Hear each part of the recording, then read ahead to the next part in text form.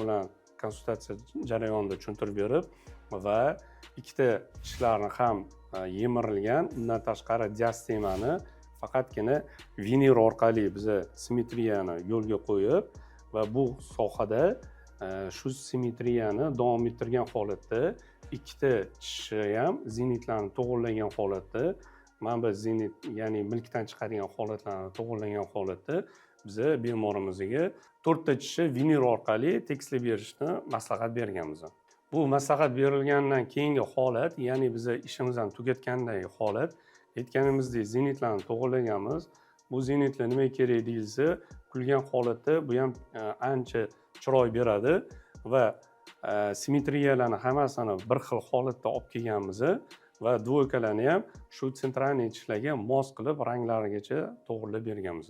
Bunda koronkalardan farqli ravishda vinirga chaqlangan tishlar minimalniy darajada chaqlanadi. Shundan kelib chiqqan holatda tishlarning sog'lomlik darajasi saqlanib qolinadi, hech qanaqa nervlar olinmaydi va maksimalniy estetikaga erishiladi. Agarda sizga ham professional va yuqori tajribaga ega bo'lgan stomatologlar kerak bo'lsa, bizning klinika Smile Designga bemalol murojaat qilishingiz mumkin bo'ladi.